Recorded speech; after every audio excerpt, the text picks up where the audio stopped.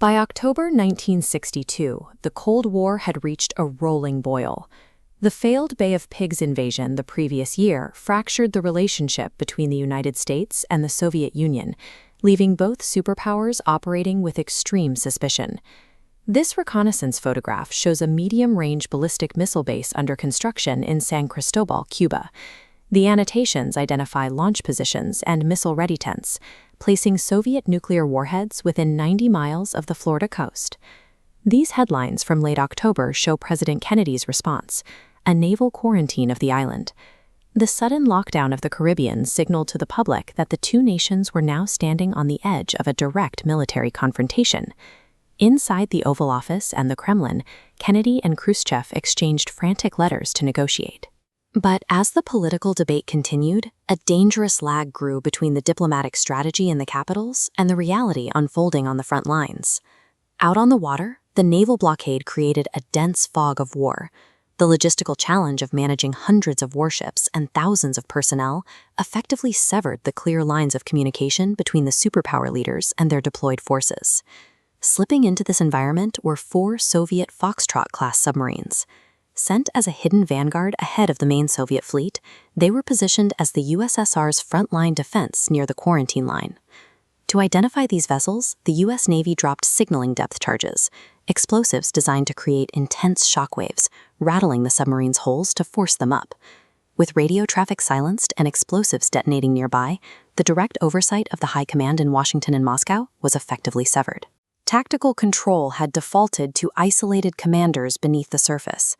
On October 27th, a day remembered as Black Saturday, the Soviet submarine B-59 was trapped in a deep-sea pursuit, being rocked by American explosives.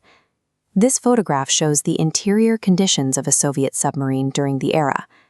Because the B-59's air conditioning had failed, temperatures spiked past 110 degrees, and rising carbon dioxide levels forced the crew to operate in gas masks just to stay conscious.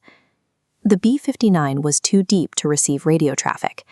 The crew had not had contact with Moscow for days and had no way to know if the negotiations on the surface were succeeding. Exhausted and under constant physical attack, Captain Valentin Savitsky concluded that the depth charges weren't signals, but a full-scale assault. He believed World War III had already begun. Under this extreme physical and psychological strain, the rigid chain of command broke down. The officers were no longer acting on data, but on the assumption that they were already at war. The Americans were unaware the submarine carried a tactical nuclear torpedo with the yield of the Hiroshima bomb. Savitsky ordered the launch, but Soviet protocol required unanimous consent of 3 top officers. The captain and political officer gave authorization, satisfying 2/3 of the requirement. The final authorization had to come from Vasily Arkhipov. 1 year earlier, Arkhipov had survived a horrific radiation leak aboard the K-19 submarine. That experience gave him the unique resilience to resist the panic of his superiors, and he refused to approve the launch. The safeguard that prevented a nuclear exchange was not a formal treaty or a presidential order, but the refusal of a single officer to agree with his captain in the dark. Arkhipov successfully persuaded Savitsky to stand down. Instead of firing, the B-59 surfaced among the American warships to await direct orders from the Soviet capital. The diplomatic resolution followed the next day.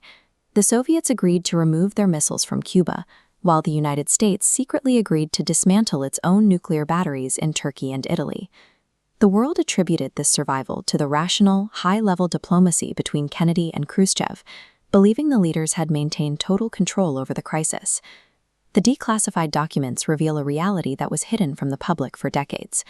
They show a series of cascading systemic failures that brought the military machines of both nations to the point of a nuclear exchange. On October 27th, the leaders in Washington and Moscow were not in full command of their forces. The escalation in the Caribbean was being driven by micro-events on the front lines that the heads of state couldn't see. This incident shows how complex military systems break down under extreme stress, becoming unpredictable and nearly impossible to manage from a central authority. In the end, civilization survived those 13 days because of luck, and because one exhausted man in a suffocating submarine chose to wait.